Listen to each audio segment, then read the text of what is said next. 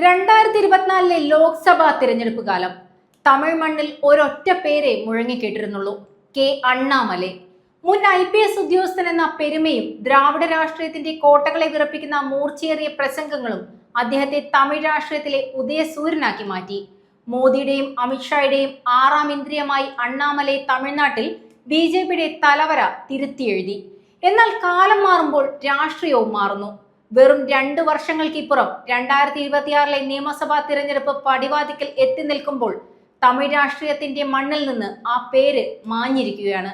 ഒരു കാലത്ത് പാർട്ടിയുടെ എല്ലാ ആഖ്യാനങ്ങളുടെയും അച്ചുതണ്ടായിരുന്ന അണ്ണാമലൈ ഇന്ന് മുഖ്യധാരയിൽ നിന്ന് മാറി നിൽക്കുന്നു. ഇത് വെറും ഒരു വ്യക്തിയുടെ പിന്മാറ്റമല്ല, മറിച്ച് BJP എന്ന ദേശീയ പാർട്ടി തമിഴ് മണ്ണിൽ നടത്തുന്ന വലിയൊരു തന്ത്രപരമായ മാറ്റത്തിന്റെ സൂചനയാണ്. അണ്ണാമലയുടെ തീപ്പൊരി രാഷ്ട്രീയത്തിൽ നിന്ന് നയിനാർ നാഗേന്ദ്രന്റെ പ്രായോഗിക രാഷ്ട്രീയത്തിലേക്കുള്ള മാറ്റമാണ് ഇപ്പോൾ BJPയിൽ ഉണ്ടായിരിക്കുന്നത്. ഇത് കേവലം ഒരു നേതൃമാറ്റമല്ല, മറിച്ച് ദ്രാവിഡ രാഷ്ട്രീയത്തോട് BJP പുലർത്തുന്ന സമീപനത്തിലെ തന്നെ വലിയൊരു തിരുത്തലാണ്. നയിനാർ നാഗേന്ദ്രൻ ഒരു സാധാരണ നേതാവല്ല. ജയലളിതയുടെയും O പനീർശെൽവത്തിന്റെയും മന്ത്രിസഭകളിൽ അംഗമായിരുന്ന ദീർഘകാല രാഷ്ട്രീയ പാരമ്പര്യമുള്ള വ്യക്തിയാണ്. തമിഴ്നാട് രാഷ്ട്രീയത്തിൽ നിർണായക സ്വാധീനമുള്ള OBC വിഭാഗത്തിലെ തേവർ സമുദായത്തിൽ നിന്നുള്ള നേതാവാണ് അദ്ദേഹം. നയിനാർ നാഗേന്ദ്രന്റെ രാഷ്ട്രീയ DNA ദ്രാവിഡ രാഷ്ട്രീയവുമായി ആഴത്തിൽ ബന്ധപ്പെട്ടിരിക്കുന്നു.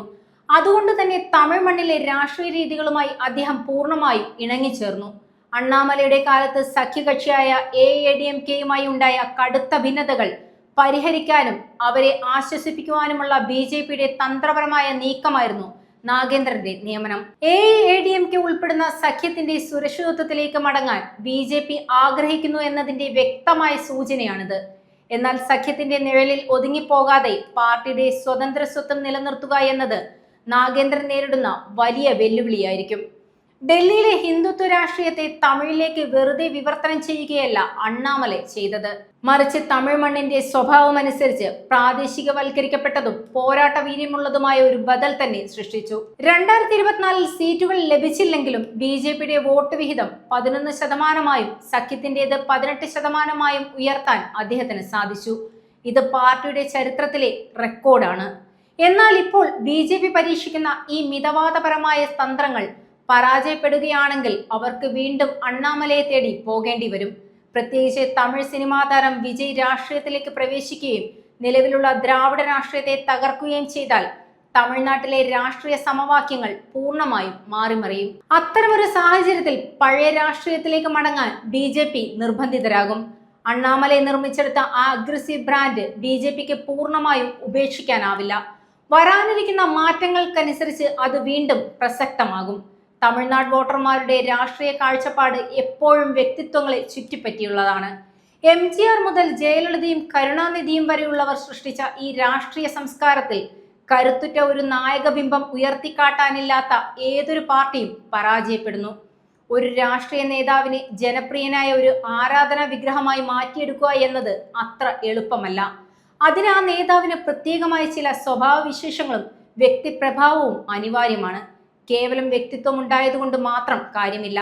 അതിനെ ജനങ്ങളിലേക്ക് എത്തിക്കാൻ വൻതോതിലുള്ള മാധ്യമ പ്രചാരണവും ആവശ്യമാണ്. നയിനാർ നാഗേന്ദ്രന് പുറമെ RSSുമായി അടുത്ത ബന്ധമുള്ള പഴയകാല നേതാക്കളായ തമിഴിസൈ സൗന്ദരരാജൻ, CP രാധാകൃഷ്ണൻ, L മുരുകൻ തുടങ്ങിയവരും പാർട്ടിയിലുണ്ട്. ഇവർ സംഘടനയോട് അചഞ്ചലമായ വിശ്വസ്തത പുലർത്തുന്നവരാണെങ്കിലും നിലവിൽ അവർ തങ്ങളുടെ രാഷ്ട്രീയ പ്രഭാവത്തിന്റെ ഉച്ചസ്ഥായിയിലല്ല നിൽക്കുന്നത്. ദ്രാവിഡ മാതൃകകളെ ഫലപ്രദമായി വെല്ലുവിളിക്കാൻ ആവശ്യമായ ഒരു രാഷ്ട്രീയ വ്യക്തിത്വം BJPക്ക് ഉണ്ടോ എന്നത് തർക്ക വിഷയമാണ്. അണ്ണാമലയെ പോലെ യുവാക്കളെയും നിഷ്പക്ഷ വോട്ടർമാരെയും ആകർഷിക്കാൻ കഴിയുന്ന ഒരു ബഹുജന നേതാവ് എന്ന പരിവേഷം ഇവർക്ക് നേടിയെടുക്കാൻ സാധിച്ചിട്ടില്ല. 2024 NDA സഖ്യം തകരാൻ കാരണം അണ്ണാമലയുടെ അമിതമായ ആത്മവിശ്വാസമാണെന്ന് രാഷ്ട്രീയ നിരീക്ഷകർ പറയുന്നു. എടപ്പാടി K പളനിസ്വാമിയും AADMKയും സഖ്യത്തിലെ തങ്ങളുടെ ബിഗ് ബ്രദർ പദവിയിൽ അഭിമാനിക്കുന്നവരാണ്. അതിനെ ചോദ്യം ചെയ്ത അണ്ണാമലൈ അവരെ അസ്വസ്ഥരാക്കി. ഇതിന്റെ ഫലമായി സഖ്യം പിരിയുകയും DMK സഖ്യം തമിഴ്നാട്ടിൽ ഒരു ക്ലീൻ സ്വീപ്പ് വിജയം നേടുകയും ചെയ്തു. ഇന്ന് ആ തീരുമാനത്തെ ഒരു രാഷ്ട്രീയ അബദ്ധമായാണ് പലരും വിലയിരുത്തുന്നത്. ദേശീയ തലത്തിൽ BJPക്ക് ഭൂരിപക്ഷം നഷ്ടപ്പെട്ടതോടെ തമിഴ്നാട് പോലുള്ള സംസ്ഥാനങ്ങളിൽ കൂടുതൽ പരീക്ഷണങ്ങൾ നടത്തുവാനുള്ള സാഹചര്യം ഇല്ലാതായി. എങ്കിലും 11% വോട്ട് നേടിയത് പാർട്ടിയുടെ കരുത്ത് തെളിയിക്കുന്നു. ഇനി വരാനിരിക്കുന്ന 2026 നിയമസഭാ തിരഞ്ഞെടുപ്പ് BJPയുടെ തമിഴ് യൂണിറ്റിന്റെ ഭാവി നിർണയിക്കുന്നതാണ്. അണ്ണാമലൈ ഇപ്പോൾ സജീവ രാഷ്ട്രീയത്തിൽ നിന്ന് വിട്ടുനിൽക്കുകയാണെങ്കിലും BJPയുടെ ഏറ്റവും ജനപ്രിയമായ മുഖം അദ്ദേഹം തന്നെയാണ്.